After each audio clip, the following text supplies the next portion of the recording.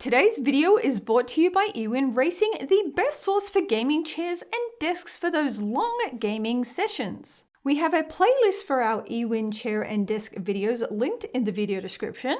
Save 30% off everything using the discount code TECHDEALS. More details at the end of the video. Starlink is the cool new satellite internet system being created by Elon Musk that has the promise of delivering gigabit internet speeds to 1 billion people worldwide who will probably never financially be worth running fiber optics to. From Costa Rica to Zimbabwe, from Australia to the Philippines, there are tons of people in the world who could use high-speed internet who are not going to get fiber optics run to them in their lifetime. Major metropolitan cities, Los Angeles, New York, Miami, Dallas, where we live, we have fiber optics. There's enough people here with enough money to pay per month that it makes sense to run fiber optics here. But there are a lot of places, Paducah, Kentucky, that are never going to get fiber optics because there's not enough people willing to pay for it. And so the idea of Starlink is 1 billion people or more will be able to get super fast internet. And because the satellites are in low Earth orbit, only a few hundred miles up, the round-trip ping time is pretty good. The current beta test that's running right now has about a 50 millisecond ping time, which is fine. You can play online games at a 50 millisecond ping time. It's not quite as good as the best ground-based internet, but it's actually better than some crappy ground-based internet. Some people have worse than that in terms of ping time from the local DSL provider, Comcast, or some other crappy company. So it's fine. From a technological standpoint of view, Starlink works. Starlink is fast. Starlink has low latency. Success. Problem solved. High-speed internet for everybody. Well, not so fast. I'm not going to get into why all of that doesn't work. The short version is, given radio limitations, in order to provide gigabit internet via low Earth orbit satellites to 1 billion people, Elon Musk would have to launch 33 million satellites using the current design.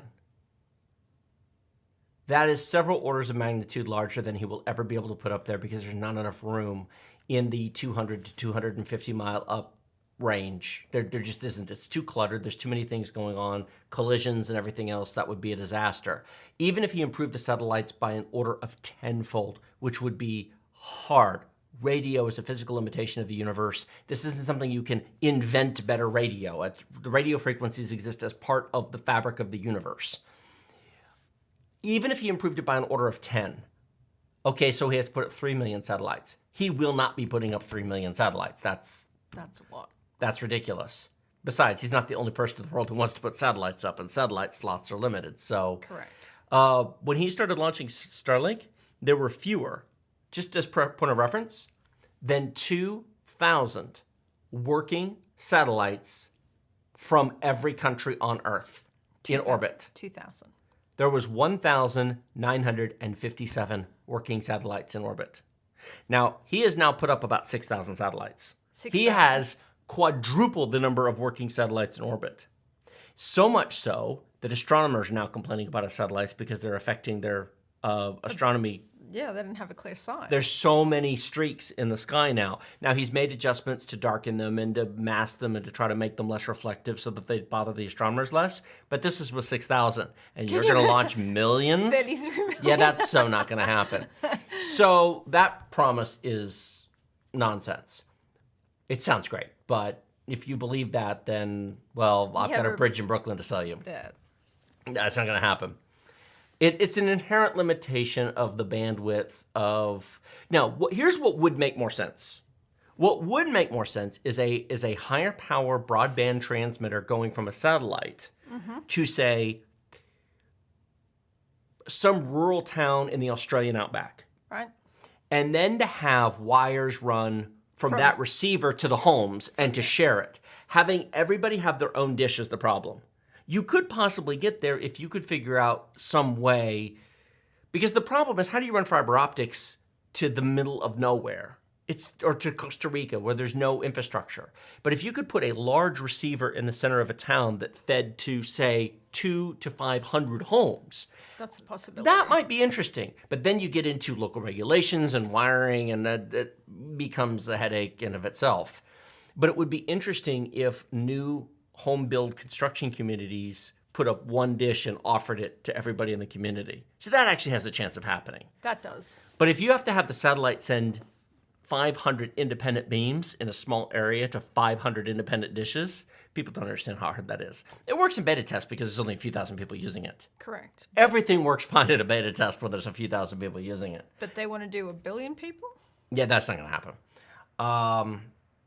But that's not why they're doing it. Look, I would hope that Elon Musk is not stupid or insane. He's not stupid. I would hope that he is internally honest enough to know that that is ridiculous. He won't say it, obviously, but I would hope that he knows this. But that's not why he created Starlink. Why did he create Starlink? He created Starlink because SpaceX was bored and needed something to do. Elon Musk, I'm going to rewind back a bit. When Elon Musk made his money through PayPal, which is where he got his fortune when PayPal got bought by eBay and he got crap tons of money, the first thing he decided to do with his money, Elon's always been insane. Brilliant insane, but he's nuts. Creatively insane. And I don't say that as a derogatory. Some of the smartest people in the history of the world have been a little bit crazy. He's eccentric. You know what? That's a fair point. Successful crazy people are eccentric. Unsuccessful crazy people are nuts. Correct. So he's eccentric. Mm-hmm. Introvertedly eccentric. He's interesting. Mm-hmm. So the first thing he did is he investigated what it would take if he took all of his billions of dollars from PayPal, right, to build a one-way rocket to go to Mars. He just wanted to build a huge-ass rocket. What would it take to just fly to Mars? He was looking at Mars back then. Wow.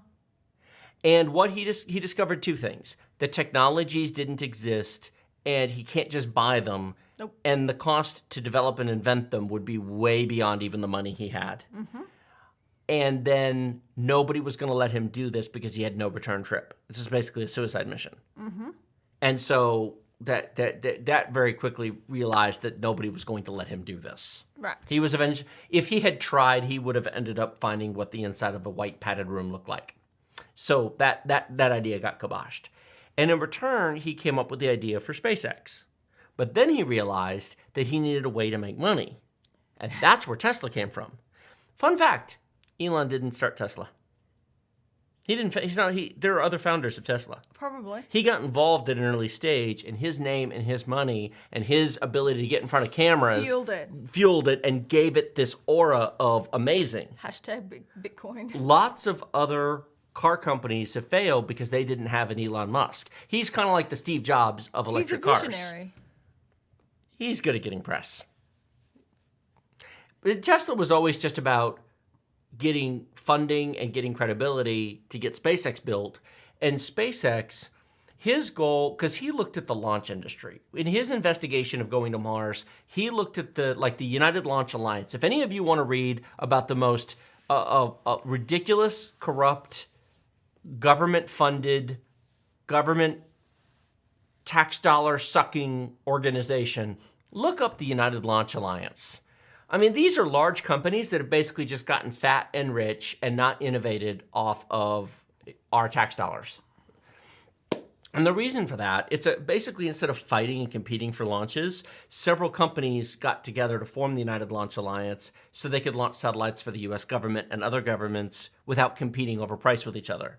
But isn't that like monopoly trading? Yeah, but they also gave campaign contributions to senators and congresspeople, so they let them get away with it. Big brain. Yeah. They give millions and millions of dollars to congresspeople for their re-elections, and in return, they get left alone to overcharge the government for launches and not innovate. Until SpaceX came along, most U.S. satellites were still being launched on Cold War-era expendable boosters. Delta V's, Titan IIs, Atlas rockets, the same stuff we've been launching satellites on since the 70s. Just boop, boop. And they were charging $400 million a launch for an expendable launch for a satellite. Wow. And the Air Force was paying it to launch their satellites. And the National Weather Service was paying it to launch the weather satellites. Here's why. If you have to launch, if you are the U.S. Air Force and you need a spy satellite launched, it costs what it costs, and you must launch the satellite. If you are the Weather Service or the Weather Channel, if you're DirecTV or Dish Network, if you are Satellite Radio, if you are any one of these companies and you have to put a satellite up, well, you have the European Space Agency with their Ariane 5s and Ariane 4s. You have Japan, and you have America. Mm-hmm. Pick one. And what you quickly discover is they're all launching satellites using the same big, dumb, expendable boosters, and they all kind of cost several $100 million a piece to launch, and you can just pick your poison, and that's what it costs to launch a satellite. It's $10,000 to $20,000 per pound to go to space. Which flavor would you like? What Elon Musk did is he looked at this and said, that's garbage. Using our modern technology, we should be able to do better. There has to be a better way. You're right. Uh-huh. And you know what? Credit to him and his engineers. They did. Legitimately, SpaceX got the cost of launching down by a lot, by an order of magnitude. SpaceX can launch for way less money than the big boys are charging. And they, of course, have had to get a little bit better and cut their prices. But the cost for SpaceX to launch a satellite is as low as a tenth of that of United Launch Alliance. Yep. If UAL wants $400 million to launch, SpaceX can do it for $40 million. Great. He should own all the launch business and everything should be great. Well, there's a couple of problems with that. Elon discovered that there is no price elasticity to satellite launches. It doesn't really matter whether it is $40 million, $400 million, or $4 billion to launch a satellite. Those people who have to launch are already launching, and cutting the price by 90% does not generate demand because there was nobody else who wanted to launch a satellite. It is so expensive to build, design, and develop a satellite, to run a service with a satellite. There are limited numbers of orbital slots. And if you were in that business, the $400 million didn't dissuade you. No. Because you would spend billions designing and running a satellite for 10 years. The $400 million versus $40 million doesn't alter the equation by enough to make any difference. And so what Elon Musk discovered is he invented a better mousetrap, and there were no more buyers. Yeah, there's no more demand. It's not like you're going to send up 3 more because it's only $40 million. No, they were launching either way. They'll take the cheaper price, but they're not going to.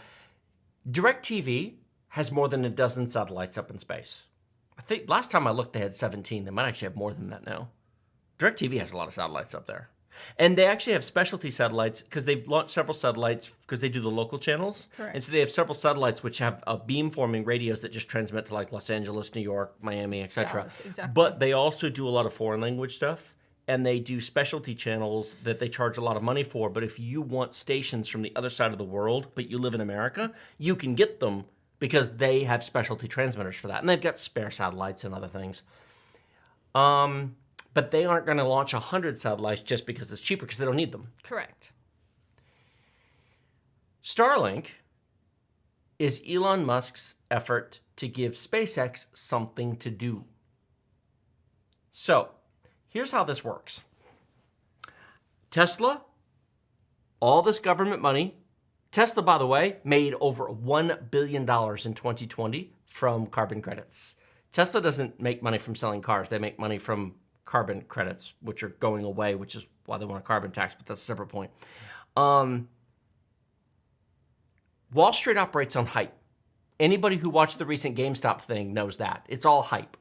And so he got investors excited on Tesla, and the stock ran up like crazy. Yep. He's gotten investors excited about SpaceX, and so the stock ran up like crazy. Mm-hmm. He's gotten investors excited over Starlink, but Starlink is very quickly becoming SpaceX's primary customer. Mm. And he's using the investor money from Starlink to give income to SpaceX, so the SpaceX looks better, and help develop the rockets and help develop the technology, which is fine, but that's sort of self-dealing. Yes. Because there aren't any other customers. And so long as they're in the rollout phase, Wall Street won't question this. And Wall Street doesn't want to question it because the early adopters want to make money, and so they're not going to rock the boat. And so it's sort of just be a Star Citizen. The short TLDR version is Starlink exists to give SpaceX something to do so that SpaceX's funding from Wall Street can be justified. Because otherwise, the marvelous ability to cut launch prices by an order of magnitude doesn't mean anything if you have no new customers. You need to be launching hundreds of satellites. And, you know, the satellite design is legitimately cool. I mean, the tech is cool. I'm not dissing this. Elon Musk figured out how to put 60 satellites onto a single heavy rocket. Mm-hmm. And he figured out how to launch them without using springs or other debris, using centrifugal force. And it's basically, he sat down and decided, we're smart. There has to be a way to do this better. Let's do it. Let's do this. And I give him credit. But the problem is that he has to get everybody interested in this. But we stopped going to the moon back in the 70s because the average person on the ground doesn't really care. And the average person to whom could really use a high-speed internet connection, A, doesn't have that kind of money, and B, you know, it sounds better than it really is in real life. Well, it's like the people who need it. Well, there are some places who know they need it, but there's a lot of places that don't know they need it that will want it when they get it. A lot of the places that really need high-speed internet need clean and running water first. Yes. Bill Gates took his money from Microsoft, and he has been investing in clean water and medicine and farming and mosquito nets. He realized he went to the third world, and rather than taking Microsoft and taking his technology and introducing computers to the third world, what he discovered is if you don't have food, clean water, and your health, computers don't mean jack or squat. Sanitation, yeah. If you don't have basic services, if you don't have... If your basic needs aren't being met. Whether you have high-speed internet or a computer, who cares? Of course, I say that. There are more cell phones than toilets in India. Well, yeah, I know that. Explain that to me. I can't.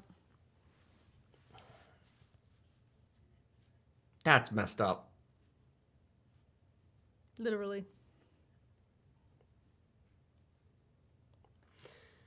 So,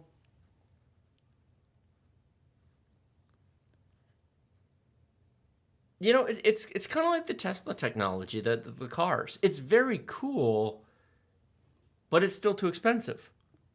But at least that has the possibility to eventually get cheap enough that normal people might end up wanting to own one.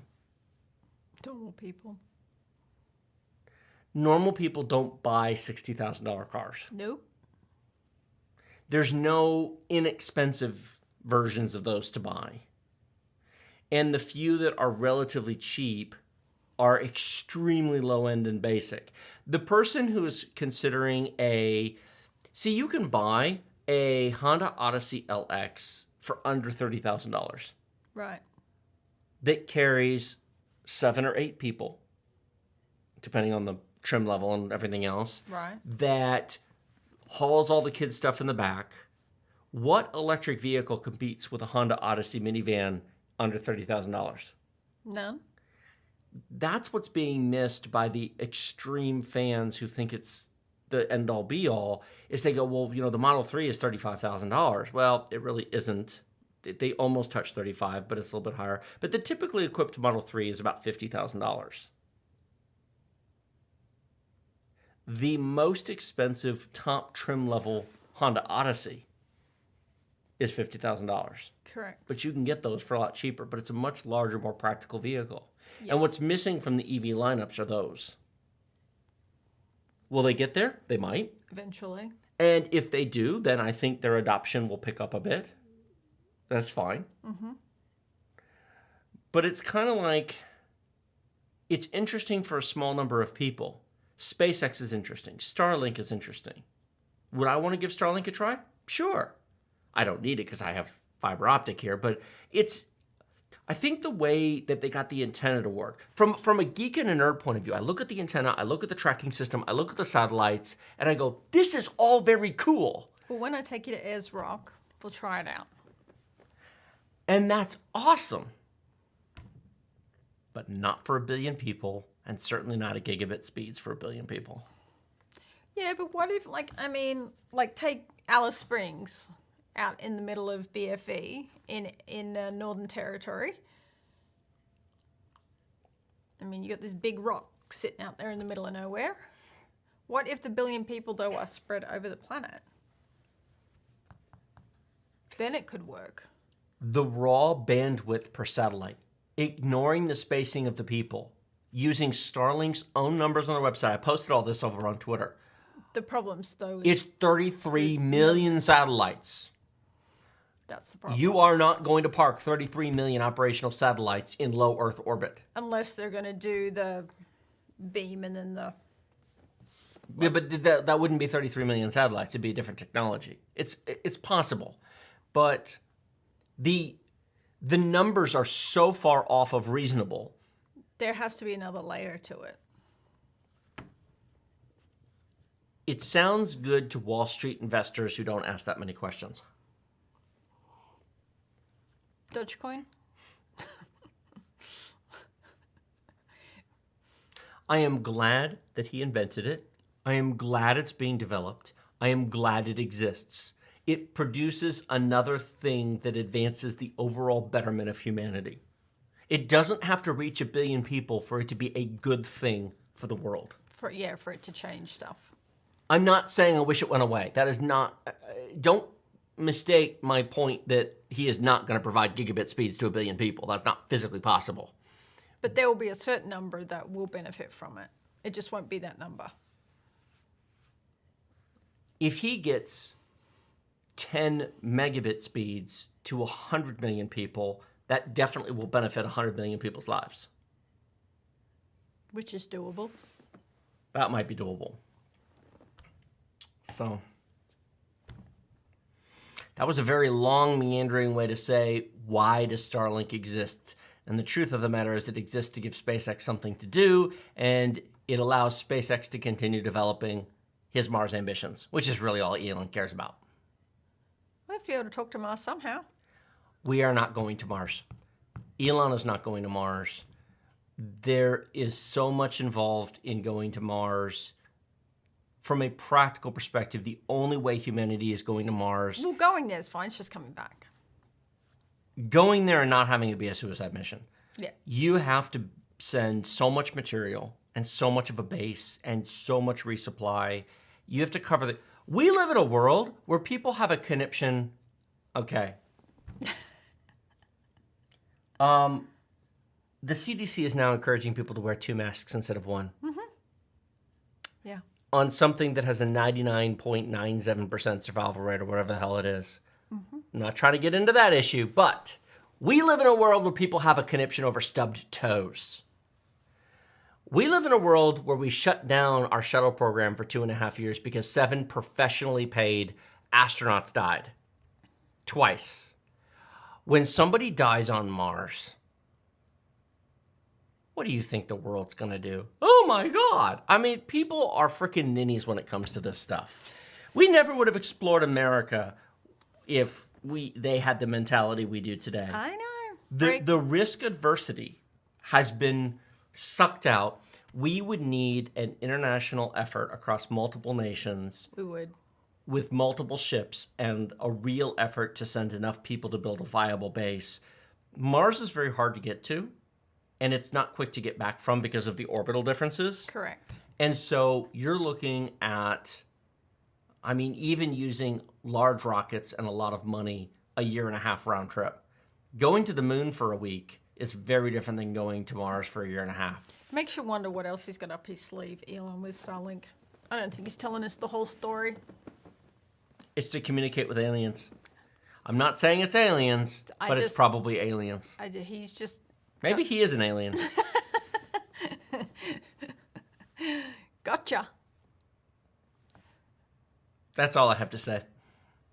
Ewin Racing has a wide selection of chairs to fit all shapes and size of gamers, ranging from petite to cuddly. They have something for every type of person.